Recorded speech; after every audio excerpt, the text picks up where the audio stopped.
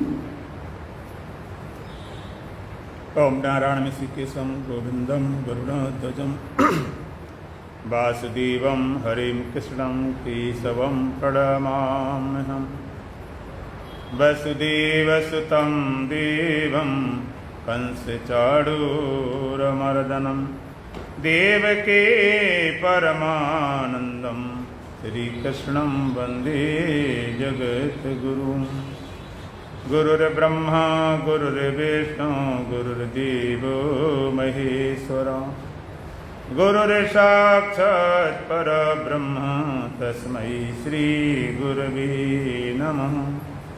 ॐ सहना भवतु सहनौ भुनक्तु सह वीर्यं करवावहै तेजस्विनावधीतमस्तु मा विद्विषावहै। थोड़ी तेज थोड़ी सी। ओम शांति ही शांति ही शांति ही। दोबारा भगवान सीताराम सीताराम सीताराम सीताराम सीताराम सीताराम सीताराम सीताराम सीताराम सीताराम सीताराम सीताराम।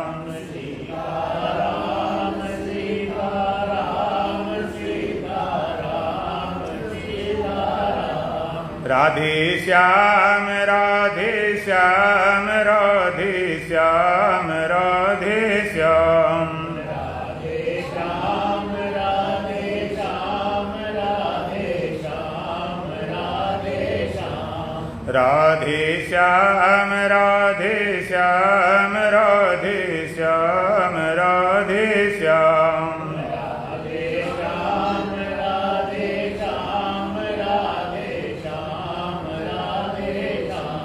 राजा राम राजा राम राजा राम राजा राम राजा राम राजा राम राजा राम राजा राम राजा राम राजा राम राजा राम राजा राम राजा राम राजा राम राजा राम।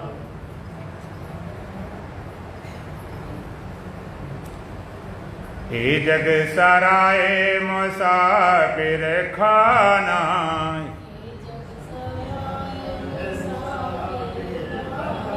इसमें बुलाने की कोशिश न करना।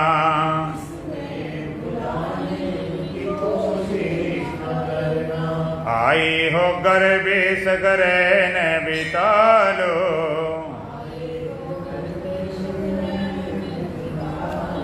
कब्जा जमाने की कोशिश न करना।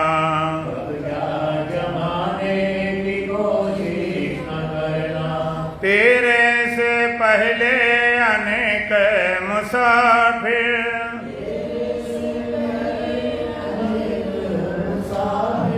आए कमाए और खाए चले गए।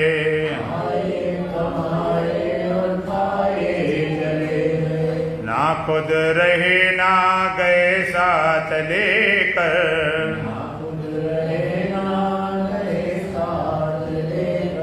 तुम भी ले जाने की कोशिश न करना।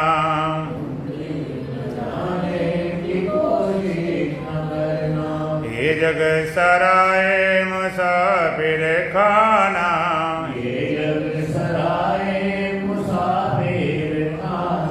इसमें बुलाने की कोशिश न करना।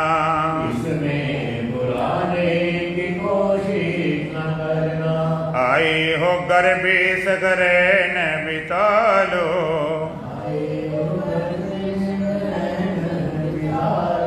कब्जा जमाने की कोशिश न करना।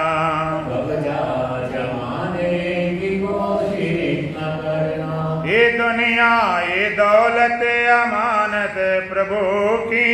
ये दुनिया ये दौलत अमानत प्रभु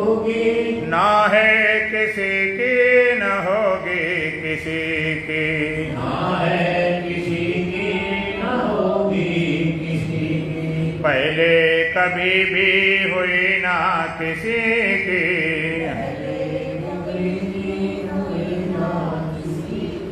अपनी बनाने की कोशिश न करना, अपने बनाने की कोशिश न करना।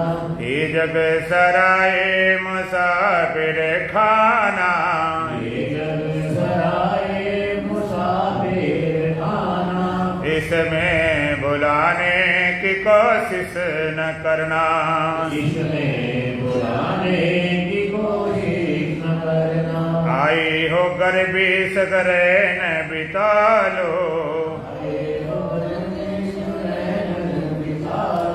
कब्जा जमाने की कोशिश न करना, कब्जा जमाने की कोशिश न करना। राजा या रानी पंडित या ज्ञानी,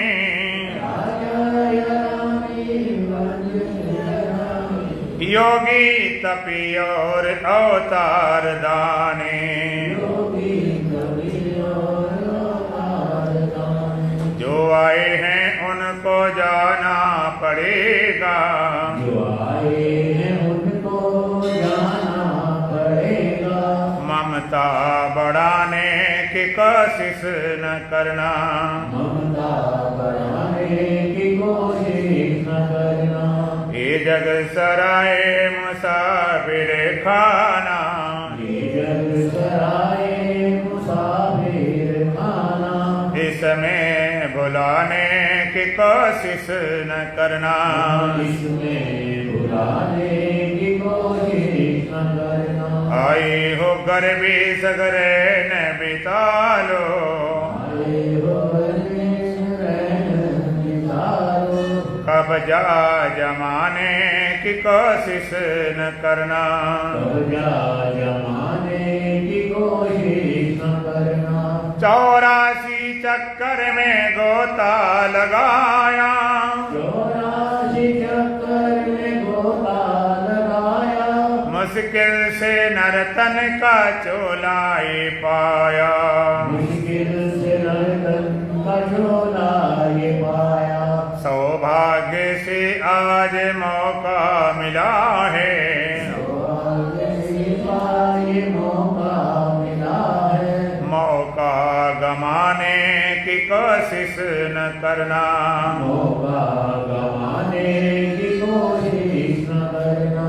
ये जग सराय मुसाफिर खाना, ये जग सराय मुसाफिर खाना। इसमें बुलाने की कोशिश न करना, इसमें बुलाने की कोशिश न करना। आई हो गर्भी सगरे न बिता लो, आए हो परवेश रहन बिता लो। कब्जा जमाने की कोशिश न करना, कब्जा जमाने की कोशिश न करना। कब्जा जमाने की कोशिश न करना, कब्जा जमाने की कोशिश न करना। रविचंद्र अग्नि हवा अन्न पानी, तेरे लिए जिसने पैदा किया है, तेरे लिए जिसने पैदा किया है। सदगुरु कहें जिसने सब कुछ दिया है, गुरु कहे जिसने सब कुछ दिया है। उसको बुलाने की कोशिश न करना, उसको बुलाने की कोशिश न करना। ये जग सराय मुसाफिर खाना, ये जग सराय मुसाफिर खाना। इसमें बुलाने की कोशिश न करना, इसमें बुलाने की कोशिश न करना। आई हो गर्भी सगरे न बिता लो, आए हो परवेश रहन बिता लो। कब्जा जमाने की कोशिश न करना। कब्जा जमाने की कोशिश न करना। बोलो सच्चिदानंद भगवान की, सतगुरुदेव महाराज की, सत सनातन धर्म की, बोल बांके बिहारी लाल की जय। बंद कर दिया, देखो एक बार। आप 2 दिन से वृत्तियों के निरोध के संबंध में चर्चा श्रवण कर रहे हो। वो वृत्ति वैसे तो असंख्य वृत्तियां हैं, लेकिन महर्षि पतंजलि ने उन वृत्तियों को 5 भागों में बांटा है। वृत्तियां पंचतया क्लिष्टा क्लिष्ट, 5 तरह की वृत्तियां हैं, क्लिष्ट और अक्लिष्ट। क्लिष्ट कौन? जो साधना में बाधा डालती हैं। अक्लिष्ट कौन? जो साधना में सहयोगी, जो क्लेश ना दें। क्लिष्ट अक्लिष्ट।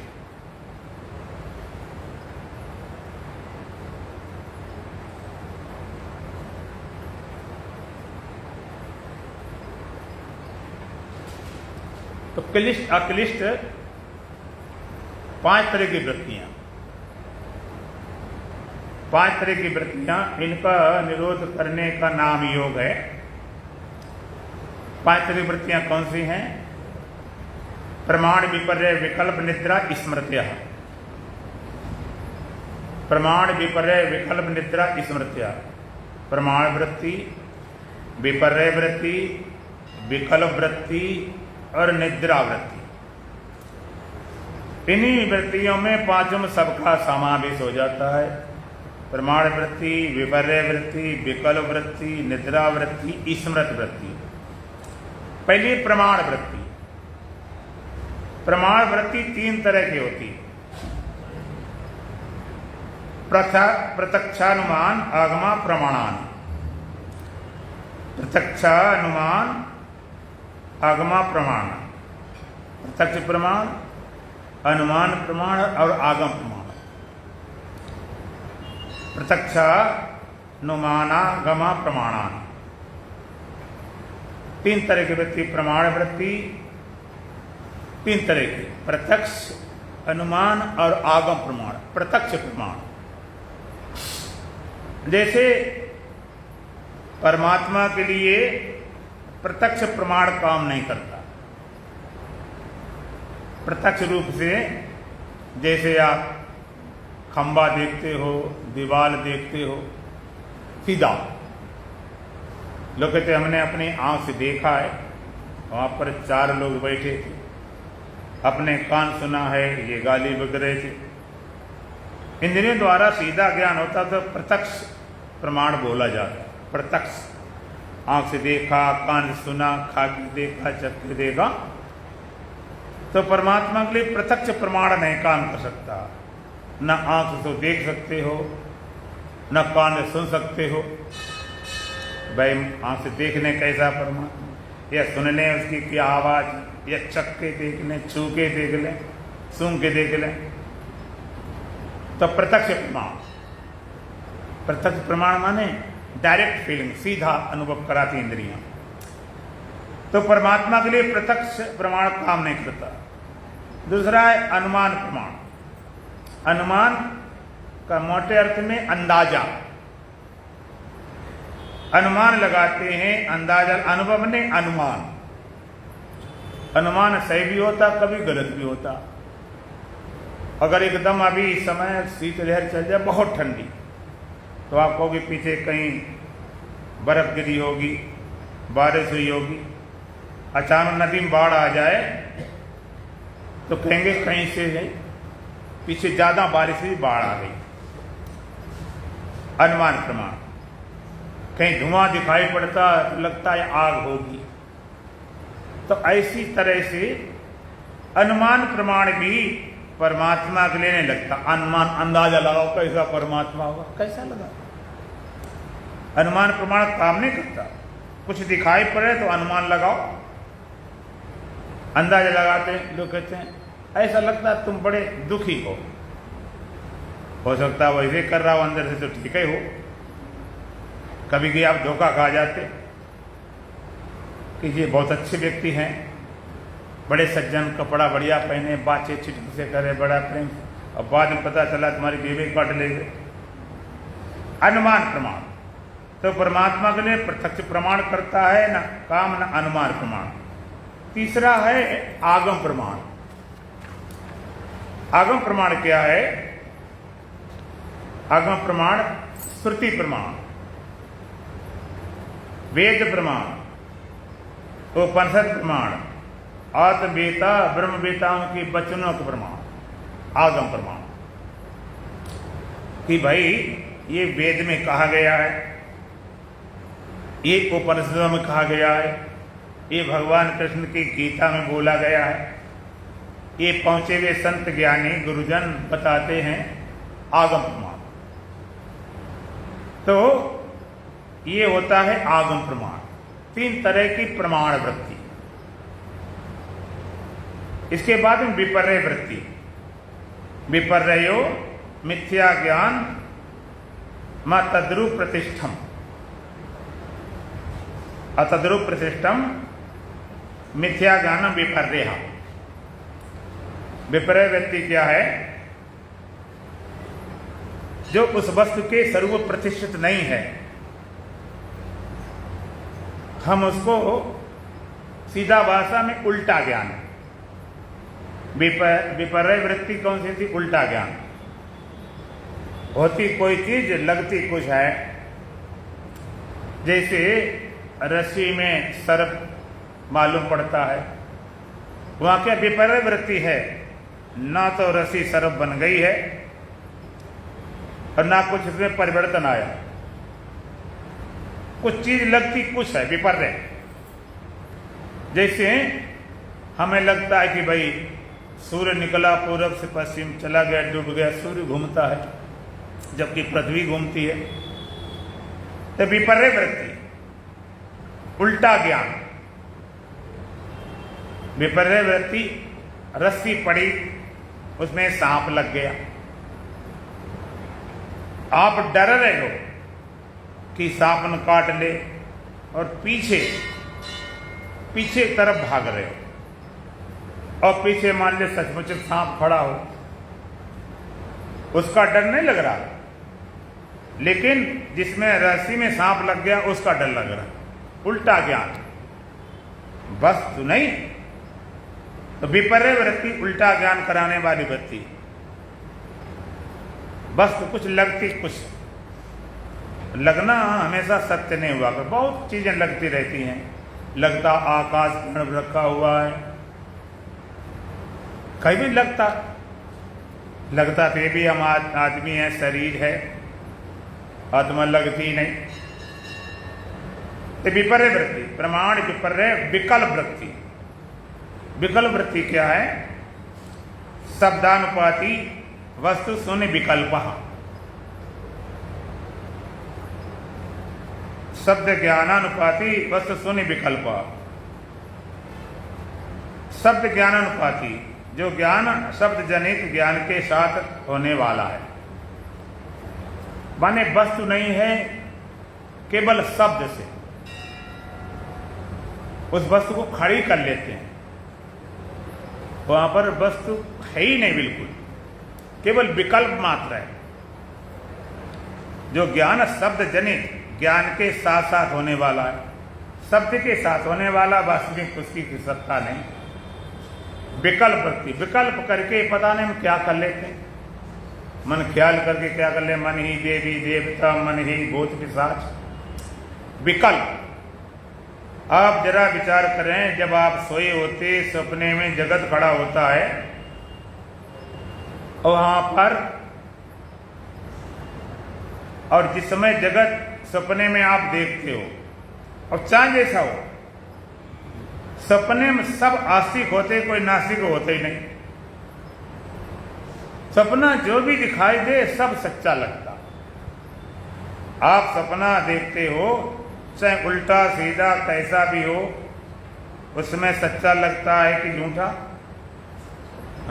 और कितने परसेंट? 100%। 1% भी शंका नहीं होती। सपने में यदि आप उड़ना शुरू कर दो, आपने कभी उड़ने का सपना देखा? हमने भी देखा। आश्चर्य तो बहुत होता है, ये कैसे हो गया, आदमी उड़ने कैसे लगा, है तो कभी हो ही नहीं सकता। लेकिन आप ये नहीं कह सकते झूठा। उस समय बड़ा आश्चर्य आएगा, बड़ा मजा आएगा, आप तो उड़ना आ गया, कोई गाड़ी घोड़ा जरूर नहीं उड़ के चलेगा, कुछ भी बस खड़ी कर ले, सपने का जगत सारा खड़ा हो जाता। सपने में आप हरिद्वार पहुंच गए, तो हरिद्वार वहां पर सड़कें हैं, वहां के आश्रम हैं, गंगा जी हैं, वहां के पंडा हैं, होटल है, भोजन है, सब कुछ खड़ा कर लिया। खाली विकल्प है और किसी वस्तु की सत्ता नहीं है। और आश्चर्य की बात यह है कि सपने में जो जो खड़ा सब सच्चा होता लगता। उस समय हमने देखा, सपने में लोगों को रोते देखा, आंसू बहाते देखा, लोग रोने लगते, आंसू बहाने, गाने लगते। हमने अपने कहा सुना, वैसे बढ़िया गाते जा, रोते देखते, आंसू बहाते देखते हो। अब उसे पूछा क्या था, उनके सपने में क्या था, कहते टांग टूट गई, कहते कहां टूटी, कहते कहीं नहीं टूटी, सपने में टूट गई। अब सब कुछ खड़ा कर देता। जैसे सपने में हम जगत खड़ा कर लेते हैं विकल्प द्वारा, ऐसे जागृत में भी, जागृत में विकल्प द्वारा हम सब खड़ा कर लेते हैं। लोग जागे जागे खड़ा कर लेते हैं, ध्यान में खड़ा कर लेते हैं, एक विकल्प मात्र। आपको ध्यान में भी कुछ दिखाई पड़ता, वो भी विकल्प है। चाहे देवी देवता दिखाई पड़े, चाहे भूत प्रेत दिखाई पड़े, और चाहे भगवान दिखाई पड़े, विकल्प कुछ भी खड़ा कर सकते। भगवान ने एक विकल्प करके, संकल्प करके जगत बनाया। ये जगत क्या है? ये परमात्मा का विवर्त है। ख्याल किया, जगत खड़ा हो गया, कोई पदार्थ लेने नहीं गए। अब कहते भगवान ने जगत कैसे बनाया, ये सामान कहां से लाए होंगे, ये सूर्य चांद तारे पृथ्वी और दुनिया भर की चीजें लाए कहां से लाए, कैसे बनाया। तो हम पूछेंगे तुम सपने में जगत कैसे बनाते हो? सपने में जो जगत बनाते हो किन पदार्थों से बनाते हो? सपने में जगत बनाते हो, कोई पदार्थ होता तुम्हारे पास? बोलो, कोई पदार्थ नहीं, एक विकल्प। अब तुम जगत बना लेते हो बिना पदार्थ,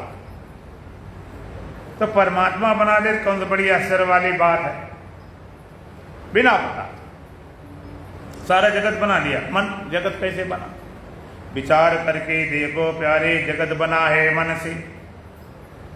इस संसार कैसे बना? मन के द्वारा। सपने का भी और जागने का भी। सपने का संसार मन से बना, जागने वाला। इसलिए हर व्यक्ति का अपना अलग संसार होता है। कब बनता है? जब तुम थोड़े मूर्छित हुए, तब तुम खुद मन बन जाते हो। थोड़े सोए तो खुद मन में रहे। जैसे आप जागे बैठे हो ना, तो संत कहते जागे ने अभी सोए हो, क्योंकि तुम्हारे पास मन है। थोड़े सोए तो तुम खुद मन बन गए, और ज्यादा सोए तो भी तुम ही जगत बन गए। तुम थोड़े सोए मन बन गए, और ज्यादा सोए तो मन ही से जगत बना। विचार करके देखो प्यारे, जगत बना है मन से, संसार बना है मन से, और मन कहां बन गए? मन बना है हमसे। कब? जो अपने आप को भूल गए। अपने स्वरूप के अदर्शन का नाम मन है, अपने स्वरूप के अज्ञान का नाम मन है, और मन कुछ है। अपने आप को भूलकर और अपने आप को ही पाने की चाह का नाम मन है। सारा जगत कर दी विकल्प। यो कहता है विकल्प वृत्ति है, वास्तविक वहां कुछ भी नहीं। प्रमाण विपर्य विकल्प। निद्रा चौथी है, निद्रा वृत्ति। निद्रा वृत्ति क्या है? अभावा प्रत्यय या लंबन व वृत्ति निद्रा। अभाव प्रत्यय या लंबना वृत्ति निद्रा, जो अभाव के अभाव का ज्ञान कराने वाली वृत्ति, अभाव के ज्ञान का अवलंबन करने वाली वृत्ति निद्रा है। जो अभाव होता है उस अभावपने को, खालीपने को, शून्यपने को बोध कराने वाली वृत्ति निद्रा है। अभावपने, आप कहते हो नींद में सो गए, वहां कुछ नहीं था, न संसार था, ये सूर्य चांद तारे पेड़ पौधे कुछ भी नहीं था, ये शरीर नहीं था, संबंधी माता पिता भाई बहन पति पत्नी संबंधी नहीं थे, न शरीर था, न इंद्रियां थी, न मन था, न बुद्धि थी, न चित्त था, न अहंकार था, न ख्याल, न विचार, मैं न तू, ये कुछ नहीं था। निद्रा में, सुषुप्ति में कुछ भी नहीं था, कुछ भी नहीं था। ये पता किसको चला? आप कहते नींद वैसे सो गए, हमें अपने तक का होश आभास नहीं, माने अपने होने तक का ख्याल नहीं था, सब बेहोश था, शरीर इंद्रिया मन बुद्धि को सब बेहोश था, लेकिन फिर भी वहां कोई बाहोश था। अभावपने को, शून्यपने का अनुभव तुम्हें को तो हुआ, तुम्हें कहते कुछ नहीं था अभावपने को। अब कई लोग ये भी कहते हैं कि भाई जब वहां संसार नहीं था, संसार नहीं था, शरीर नहीं था, इंद्रियांतकरण नहीं था, तो आत्मा थी, आत्माओं में थी, हाँ थी, तो कहते फिर आत्मज्ञान क्यों नहीं हुआ? सबको हट जाने पर आत्मा अवश्य आत्मज्ञान क्यों नहीं हुआ? कहते आत्मज्ञान इसलिए नहीं हुआ कि और तो कुछ नहीं था, लेकिन अज्ञान था।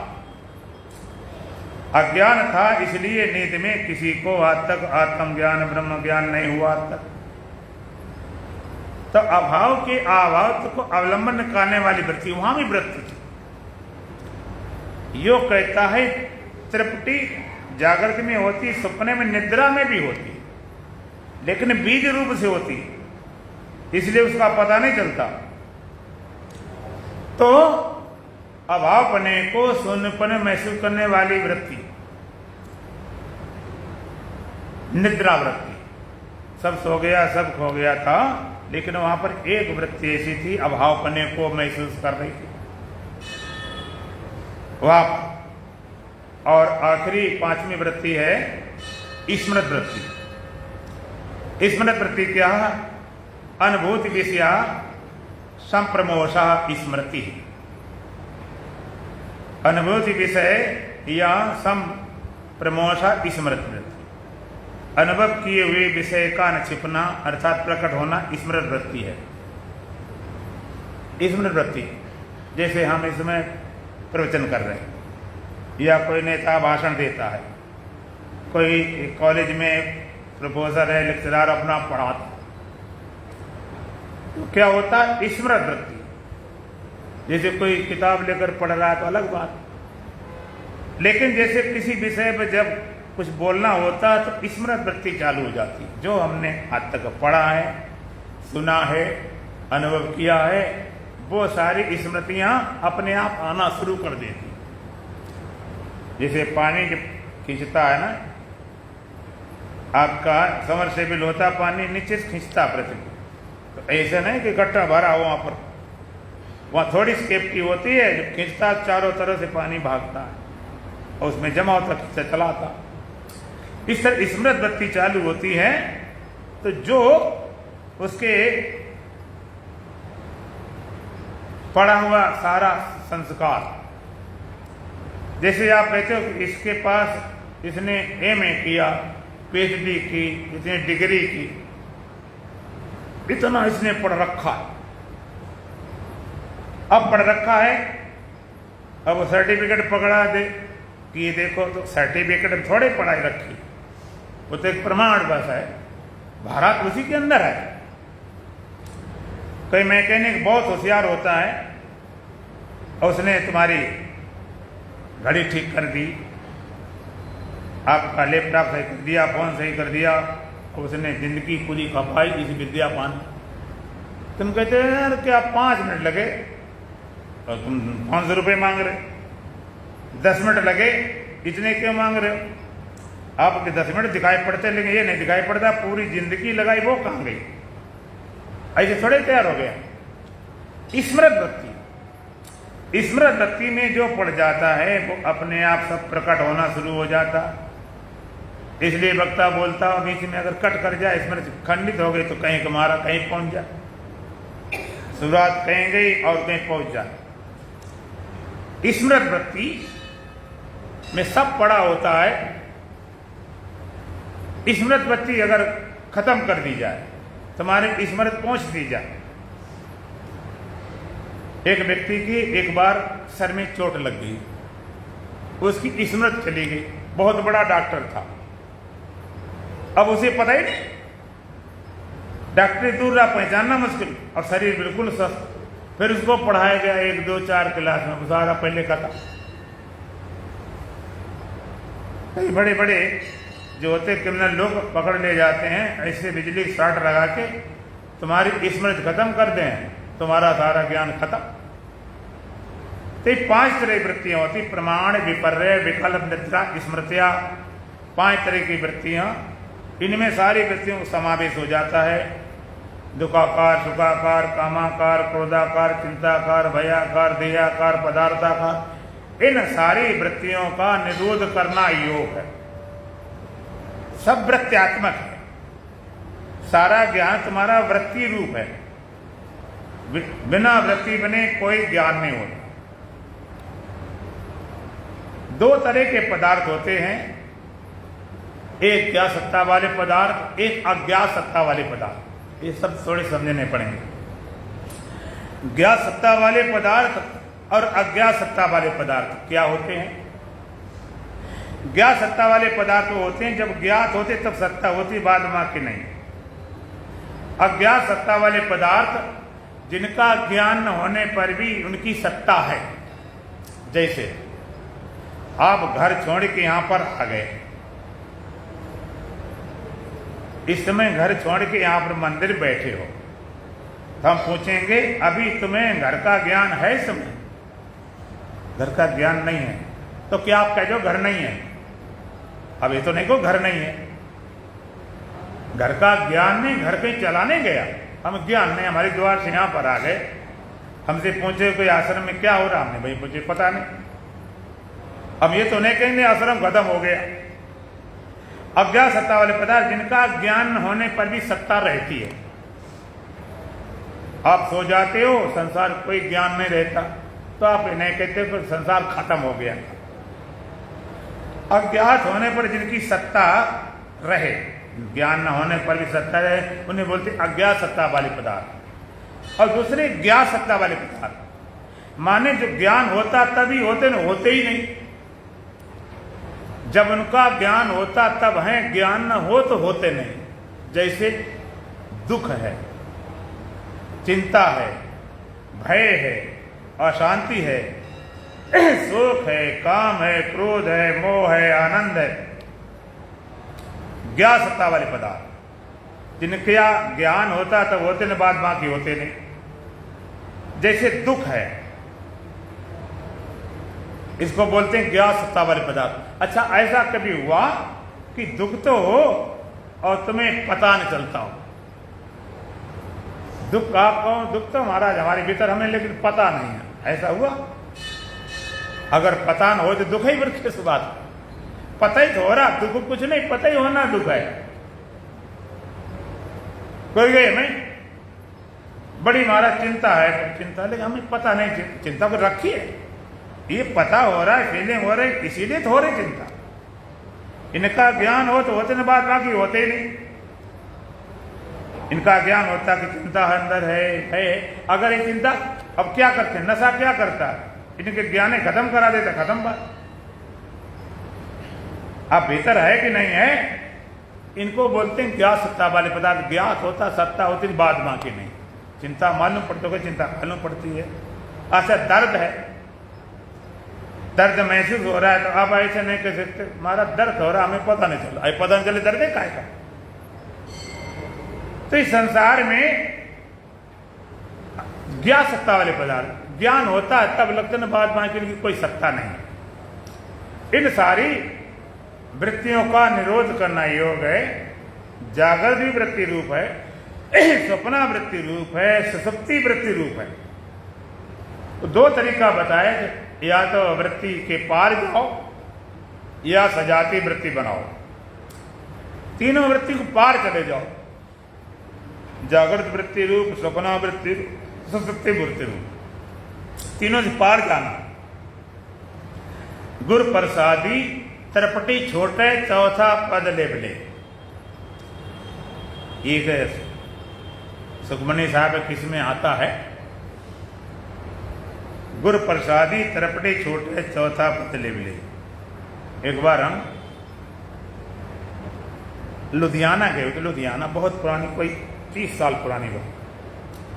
वहाँ पर एक हरि नाम के भगत ले, उनके घर पे रुके तो उन्होंने एक गुरुद्वारा बनाया छोटा सा अपना पर्सनल, हमें लेकर गए वहाँ पर। तो कहने महाराज कुछ सुनाओ। उन्होंने भाई सुनाए तो आप बताओ, तो तुम्हारे अनुसार सुना दी जाएगा, सुनाने को तो हम ही बैठे। तो उन्होंने ये दिया कि महाराज इस पर बोलो, गुरु प्रसादी त्रिपटी छोटे चौथा पद लेबले। गुरु कृपा से त्रिपटी से पार होकर चौथे पद में पहुंच जाए। ये आत्मा चौपाया है, 4 पदों वाला। जैसे चारपाई में 4 पद होते हैं, जानवरों को चौपाया बोला जाता कि इसमें 4 पैर होते हैं, और खाट को भी चौपाया बोला जाता कि इसमें 4 पैर होते हैं। चौपाई बोलते उसमें भी 4 पाद होते हैं, दोहे में 4 पाद होते हैं। इस तरह आत्मा के 4 पाद हैं। 4 पाद कौन से हैं? सर्वगुण हेतद ब्रह्म, अयम आत्मा ब्रह्म, सो अयम आत्मा चतुष्पाद। श्रुति कहती है सब कुछ ब्रह्म ही है। सर्वगुण हेतद ब्रह्म, सब कुछ ब्रह्म है। वो ब्रह्म क्या है, कहाँ है, कैसा है? कहते सो अयम आत्मा ब्रह्म, ये आत्म तत्व ही ब्रह्म है। और वो है कैसा आत्मा? सो अयम आत्मा चतुष्पाद, ये आत्मा 4 पादों वाले हैं। कौन से? जागृति, स्वप्ना, सुषुप्ति और तुरी। 4 पाद। 4 पादों में 3 बनावटी, एक असली है। जागृति, स्वप्ना, सुषुप्ति तीनों बनावटी हैं, चौथा सत्य है। लेकिन लोगों को आज 3 लग रहे हैं, चौथा पता ही नहीं। कई लोगों ने चौथा का नाम ही नहीं सुना, कई ने सुना तो है लेकिन अभी पक्का भरोसा नहीं। और कई लोगों को चौथा लगता भी है कि बच्चा है, और कई लोगों को क्लियर है कि भाई चौथा पद है, 3 बना, तीनों छाया। जागृत भी चौथे की छाया है, स्वप्न भी छाया है, सुषुप्ति छाया, सत्य चौथा है। तीनों आभास रूप है। सत्य चौथा है। त्रिपुटी से पार चौथे पद में पहुंचना है। और चौथा पद क्या है? जागृति, स्वप्न, सुषुप्ति, प्रपंचम यद प्रकाश। मांडुक उपनिषद में एक कारिका है। चौथा पद क्या है? जागृति, स्वप्न, सुषुप्ति, प्रपंचम यद प्रकाश। जागृति को, सपने को, सुषुप्ति और संपूर्ण प्रपंच जो प्रकाश करता, वो चौथा पद है, तुरी पद है, आत्म पद है। चौथा पद जो तीनों प्रकाशता है, जागृति, स्वप्न, सुषुप्ति है बुद्धि की अवस्था। मैं बुद्धि से परे हूं, याति सदा शिवोहम। चौथा पद तुरी पद में पहुंचना है। चौथा पद किसको बोलते हैं? जो सबका चौथा कर दे। चौथा कर देता, जैसे नहीं कोई मर जाता कि इसको चौथा कर दिया गया, इस तरह ये सबका चौथा कर देता है। चौथा पद तुरी पद। एक वेदांत में प्रक्रिया होती है अन्वय और व्यतिरेक की प्रक्रिया। अन्वय और व्यतिरेक। अन्वय माने अनसुई और व्यतिरेक माने अलग अलग। अन्वय व्यतिरेक की प्रक्रिया क्या है? जैसे माला है, माला में एक धागा पड़ा हुआ, अब इसमें फूल हैं, मान लीजिए तो इसमें सब में गेंदा के हैं, इसमें और लगा सकते हैं, गेंदा लगा दें, गुलाब लगा दें, चमेली लगा दें और कोई फूल हम लगा सकते हैं। अब इसमें जो फूल ऊपर है वही फूल नीचे है क्या? जो फूल ऊपर है वही नीचे फूल? वो नहीं है। जो ऊपर है वो नीचे नहीं है, नीचे वाला ऊपर नहीं है। जो दाएं फूल लगा बाएं नहीं है, बाएं वाला दाएं नहीं। मान लीजिए यहाँ गुलाब होता, अब यहाँ बेला होता, कहने यहाँ गुलाब है, नीचे गुलाब नहीं है, नीचे बेला यहाँ नहीं है, जो यहाँ नहीं, इधर नहीं, अलग अलग फूल है। और धागा सब में एक ही है। भगवान के सूत्र मणि गणाई, जैसे माला में मणियों में धागा प्रयोग होता, तो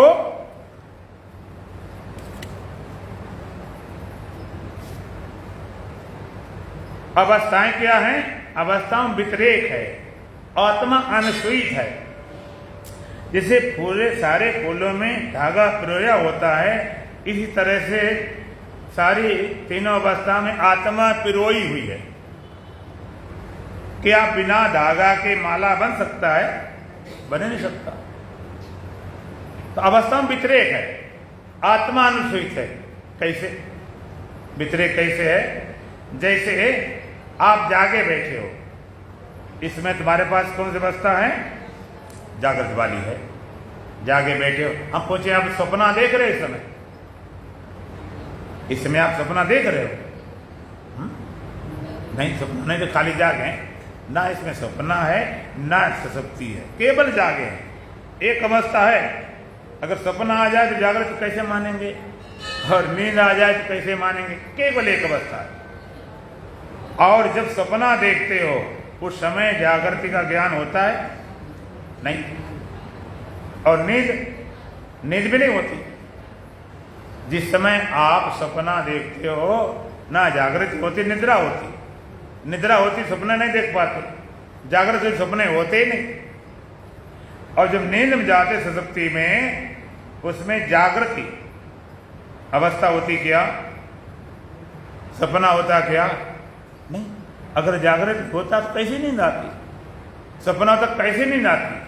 अवस्था व्यतिरेक। जागृति है तब सपना और सुषुप्ति नहीं, सपना है जागृत और सुषुप्ति नहीं, सुषुप्ति है जागृत और सपना नहीं। अवस्था में व्यतिरेक है, लेकिन आत्मा अनुसूयित है, समय पिरोई हुई है। जागृति अवस्था को लेकर बैठे, आत्मा समय पिरोई।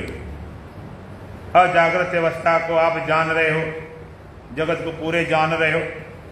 जागृत से हट गई, सपना अवस्था आई, तो सपने को जानने वाला कौन?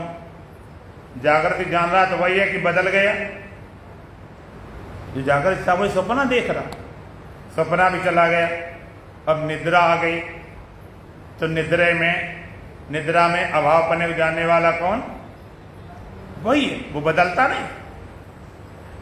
वो बदलता होता तो बदलने को पता नहीं चलता।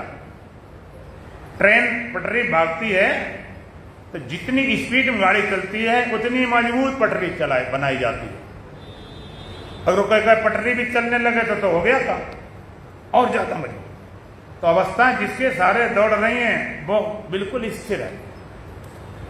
अवस्था में गति, जागृति आई, स्वप्न आया गया। और आत्मा चौथा तुरी पाद, वो एक जगह पिरोया हुआ चौथा पाद है, साक्षी रूप से सब में अवस्थाएं बद। जागृति आई, कभी सपना आया, कभी नींद आई। अंतर में कोई अवस्था हो, जागृत हो, सपना हो, सुषुप्ति हो, निद्रा हो, मूर्छा हो, बेहोशी हो, नशा हो, ध्यान हो, समाधि हो, वृत्तियां बदलें, अवस्थाएं बदलें, इस सबको जानने वाला एक ही होता कि अलग अलग? हाँ, जानने वाला एक रस, वही चौथा पद है, वही तुरी पद है। इसलिए एक बार तीनों से पार होकर चौथे पद में पहुंच जाओ। जैसे आपने देखा होगा बैलगाड़ी या तांगा, एक धुरी होती, एक उसमें पहिया पड़ा होता। तो धुरी जमी होती है, पहिया घूमता, तांगा पलट जाए और धुरी है, पहिया पड़ा घूम रहा। अब उस परिधि पर आपको बैठा दिया जाए, क्योंकि धुरी में चाक पड़ा, पहिया घूम रहा है। अगर उस पहिए में परिधि पर तुम्हें बैठा दिया जाए तो तुम घूमोगे कि नहीं? घूमोगे। किसके आसपास? उस कीली के आसपास। कीली में पहिया पड़ा हुआ है और तुम परिधि बैठ गए तो खुद चक्कर मारोगे कीली का। क्यों? पहिया घूम रहा हो, तो बैठोगे तो तुम भी घूमना शुरू कर देते हो। कीली में पहिया पड़ा हुआ, उस पर पुट्ठी बैठे, परिधि पर खूब चक्कर मार रहे। और अगर जो कीली है उस कीली में मान लीजिए कोई लोहे का लगा दिया जाए बैठने लायक, उस कीली के ऊपर तुम्हें बैठा दिया जाए तो तुम घूमोगे? नहीं। फिर क्या घूमेगा? पहिया। किसके चारों तरफ? तुम्हारे चारों तरफ। जब धुरी तुम बैठ जाओगे केंद्र पर, तब ये पहिया तुम्हारे चारों तरफ चक्कर मारेगा। और जब परिधि से मिल जाओगे पहिया से तो खुद चक्कर मारते हो। इस तरह से आत्मा धुरी है, केंद्र है, सेंटर है और अवस्थाएं परिधि रूप है। ये चक्कर मारती रहती है। जैसे पहिया चक्कर मारता कितना हो, लेकिन धुरी को छोड़ के नहीं मारता। चक्कर जो मार रहा है धुरी पर ही घूम रहा है। धुरी केंद्र पर घूम रहा है। कहते पूरी दुनिया केंद्र पर धुरी पर घूम रही, तो पहिया जो घूम रहा है धुरी के सारे घूम रहा है। इसी तरह से अवस्थाएं चक्कर काटती हैं, आत्मा भी धुरी के सारे, अलग स्वतंत्र नहीं, कहीं जागृत हो, कहीं सपना, नींद, कहीं और ना। आत्मा के चारों तरफ चक्कर काटना, आत्मा धुरी के सारे जागृत है, सपना है, निद्रा है, ये चलती रहती है। और तुम यदि इन अवस्थाओं से मिल गए, इन पर तुम चिपक गए, तब खूब चक्कर काटते हो। हमारा पहले सपने में था, अब हम जागे हैं, फिर नींद चले जाते हैं। कभी हम जागे होते, कभी सपना होता, कभी नींद में चले जाते, कभी ध्यान में भी चले गए, कभी बेहोश हो जाते, कभी मूर्छ, पता नहीं क्या क्या हो जाते। जब तक तुम अवस्था में बैठोगे तो खुद चक्कर काटे नहीं चक्कर। करोड़ों जन्म लग गए, इसी को 84 चक्कर बोला जाता। बार बार जन्मे, पुनरपि जननम, पुनरपि मरणम, पुनरपि जनने, जठरे शयनम, जनते मरते रहे। और एक बार आत्मा रूपी धुरी पे तुम स्थित हो जा, तुम्हारा घूमना बंद। फिर अवस्था आएंगी, जागृत आए, ठीक आने दो। सपना आया ठीक, निद्रा आए ठीक, मूर्छा आए ठीक, बेहोशी हो ठीक, ध्यान हो ठीक, समाज हो, सब चलता रहेगा। हम साक्षी रूपी धुरी बैठ जाए। एक बार केंद्र बैठ जाओ, चौथे पद में आ जाओ, तीनों पदों से पार हो जाओ। चौथा पद है तुरीय पद है, आत्म पद है। एक बार चौथे में पहुंचना है। जैसे इस समय आप जागे बैठे हो और तुम्हारी जागृत अवस्था हम हटाते हैं, लेकिन शर्त एक है, ना सपने में जाने देंगे ना नींद में जाने देंगे। जागृत हटते तुरंत आप सपने में चले जाते। इतनी स्पीड में काम होता, पता नहीं गैप मिलते। आप लेटे घाट में जागे जागे गए, एकदम झटके में सपने में चले गए, और सपने से कब नींद में चले गए पता ही नहीं, और नींद कब टूटी तुरंत जागृत में आए। कभी भी आपके पास अंतराल नहीं मिला, गैप नहीं मिला, अवस्थाओं के साथ चलते रहे दिन भर। अब हम बताएंगे, इसमें आप जागृत अवस्था लेकर बैठे हो, हम इसको उतारते हैं, हटा लेते हैं, और ना सपने में जाने दें, सपना अवस्था नहीं जाने देंगे, और ना निद्रा में जाने देंगे, तो कहाँ जाओगे? फिर क्या होगा? कहोगे महाराज तो मरे ही जाएंगे, बताओ कहाँ जाए? जागृत अवस्था हमारी छीन रहे हो, सपने में नहीं जाने दोगे, निद्रा में नहीं जाने दोगे, जाएंगे कहाँ? अगर जागृत अवस्था हटा लें, सपने में न जाओ, निद्रा में न जाओ, तो जो बचेगा वही चौथा पद, वही तुरीय पद, वही आत्म पद। एक बार इनको तीनों छोड़ सके। इतना डर लग रहा है, पकड़ रहा हूं मजबूती से। जागृत हटी ने सपना पकड़ लिया, सपना टूटा ने नींद पकड़ ली, नींद टूटी तुरंत जागृत। एक बार इनको तीनों हटा के तीनों अवस्था हट जाए। इसलिए कहते आत्मा को शुद्ध करो, नंगा करो, कोई पर्दा न रहे। कोई न कोई पर्दा लेकर हम खड़े होते, बिना पर्दा के रहते नहीं। इसलिए एक बार तीनों से पार होकर जो चौथा पद है, तुरीय पद है, आत्म पद है, उसमें पहुंचना है। इन तीनों के चक्कर से पार होकर हम इसी में चक्कर काटते काटते और पूरा जीवन खत्म हो जाता है। जो चौथा पद है तुरीय पद है, उसमें पहुंचना है। चौथे पद में पहुंच गए, तीन अवस्थाएं बनी रहे। व्यवहार काल में इनका प्रयोग करो और हमेशा नहीं, कुछ देर के लिए हटा के देखो। कुछ देर के लिए हटा के देखना, उसी का नाम ध्यान है।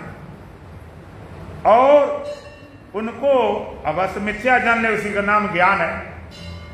तो एक बार इन तीनों से पार होकर जो चौथा पद है, तुरीय पद है, आत्म पद है, उस आत्म पद में, तुरीय पद में पहुंचना है।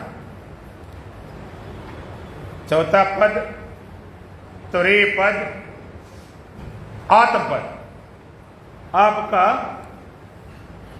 इन तीनों से पार होकर चौथे पद में पहुंच जाओ, स्थित हो जाओ।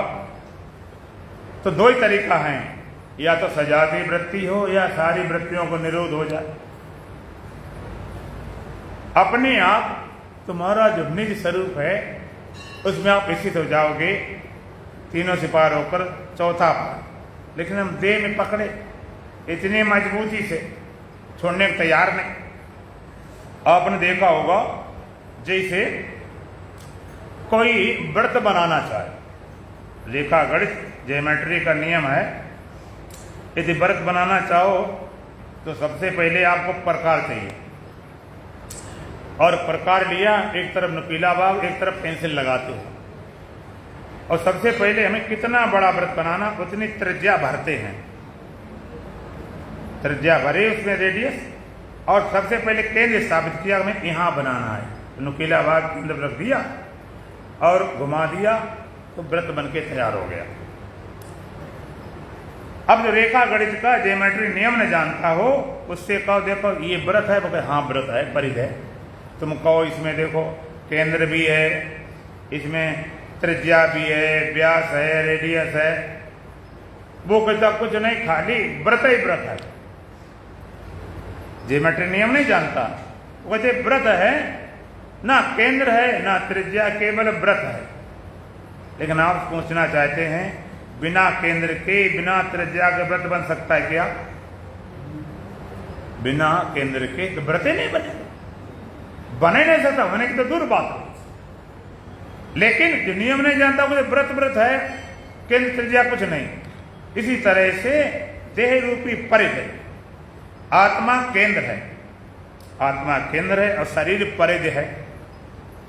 और आत्मा शरीर से संबंध जोड़ने वाली जो वृत्ति है उसी का नाम त्रिज्या है। देखो केंद्र है और परिधि हो, अगर त्रिज्या हम नहीं जोड़ेंगे तो संबंध केंद्र का परिधि नहीं जुड़ेगा, दोनों अलग पड़े रहेंगे। आत्मा है और शरीर भी है, लेकिन वृत्ति नहीं होगी, शरीर का ज्ञान नहीं होगा, चाहे नींद हो चाहे समाधि हो। अच्छा, निद्रा में, सुसुप्ति में आत्मा होती कि मिट जाती? क्या बोलो, होती? और शरीर, शरीर नहीं होता? शरीर भी होता, लेकिन शरीर ज्ञान होता नहीं। आत्मा भी है, शरीर में ज्ञान ही नहीं होता। क्यों? वहां वृत्ति नहीं है। केंद्र केंद्र है, परे और परिधि परिधि है, लेकिन संबंध नहीं जुड़ सकता। तो इसी तरह से वो माने बैठे कि भाई ये शरीर शरीर है, वो आत्मा और वृत्ति कुछ भी नहीं है। अरे बिना आत्मा के ना वृत्ति बनती, ना शरीर से संबंध जुड़ता, पता ही नहीं चलता। मोटे मोटे शरीर को इतना पकड़े बैठे, देह की दृष्टि इतनी मजबूती पकड़ ली, देह के अलावा कुछ सोच नहीं पाते हैं। इसलिए एक बार जो विचार करो, मुख्य क्या है, मुख्य केंद्र है, उसको हम भूले बैठे। तो आत्मा केंद्र है, वहां से वृत्ति उठती है, शरीर से संबंध छोड़ा करती है। तो वृत्ति जिसमें रुक जाती, भले ही चाहे निद्रा हो चाहे मूर्छा में बेहोशी हो, शरीर का पता नहीं होता है, लेकिन इसको जागते जागते होश पूर्वक निरोध करना है। मूर्छा में नहीं, बेहोशी में नहीं, नशे में नहीं, और वृत्ति रुकना नहीं, रोकना है। जैसे सारी वृत्तियों में निरोध होता है, तदा दृष्टो स्वरूपेवस्थानम, दृष्टा अपने स्वरूप में स्थित हो जाता है। और दृष्टा अपने स्वरूप स्थित हुआ तो जो निज स्वरूप उसका है कि मैं सत हूँ, चेतन हूँ, आनंद हूँ, शुद्ध हूँ, बुद्ध हूँ, मुक्त हूँ, निर्भर हूँ, असंग हूँ, ऐसे अपने स्वरूप को अनुभव करता है, पहचानता है। ये योग की परिभाषा हुई है। इन वृत्तियों को आप अभी निरोध करो। अभी कहते कुछ करने जाने जरूरत नहीं। अब हो सारी वृत्तियों तुम निरोध कर लो। अभी तुम शुद्ध सच्चिदानंद स्वरूप आत्मा हो। इन वृत्तियों निरोध कैसे हो, इसकी साधना क्या है, इसकी चर्चा फिर कल की जाएगी। दो लाइन वचन बोलेंगे। बोलो सच्चिदानंद भगवान की। अंतर के पट खोल रे तुझे रामा मिलेंगे। अंतर के पट खोल रे तुझे रामा मिलेंगे। अंतर के पट खोल रे तुझे रामा मिलेंगे। अंतर के पट खोल रे तुझे रामा मिलेंगे। बड़े भाग प्रभु की दया से,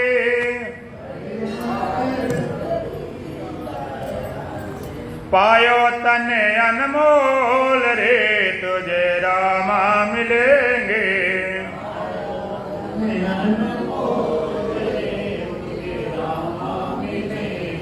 अंतर के पट खोल रे तुझे रामा मिलेंगे। अंतर के पट खोल रे तुझे रामा मिलेंगे।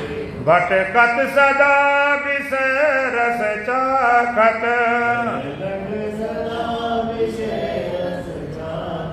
विष के घोटन घोल रे तुझे रामा मिलेंगे।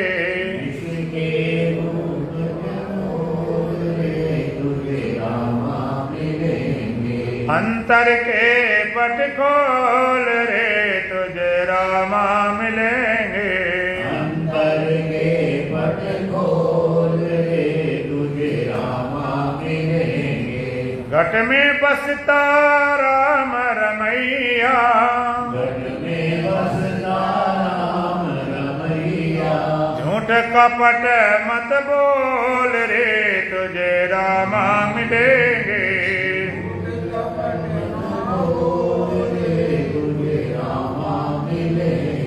अंतर के पट खोल रे तुझे रामा मिलेंगे।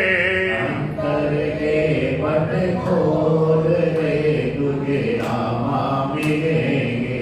रंग महल में दीप जलते हैं, रंग महल में दीप जलते हैं। आसन से मत डोल रे तुझे रामा मिलेंगे। आसन से मत डोल रे तुझे रामा मिलेंगे। अंतर के पट खोल रे तुझे रामा मिलेंगे। अंतर के पट खोल रे तुझे रामा मिलेंगे। पार उतरना चाहे भवसागर, पार उतरना चाहे भवसागर। मार्ग मुक्ति टटोल रे तुझे रामा मिलेंगे।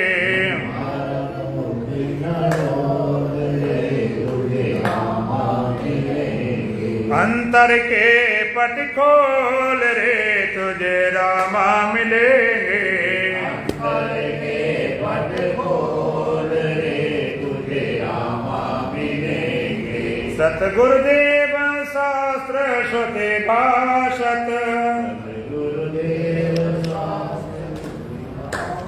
अनहद बाजे ढोल रे तुझे रामा मिलेंगे। अनहद बाजे ढोल रे तुझे रामा मिलेंगे। अंतर के पट खोल रे तुझे रामा मिलेंगे। अंतर के पट खोल रे तुझे रामा मिलेंगे। ओम पूर्णमदः पूर्णमिदं पूर्णात् पूर्णमुदच्यते पूर्णस्य पूर्णमादाय पूर्णमेवावशिष्यते। ओम शांति शांति शांति। बोलो सच्चिदानंद भगवान की, सतगुरुदेव महाराज की, सत सनातन धर्म की, बोल बांके बिहारी लाल की, आज के आनंद की।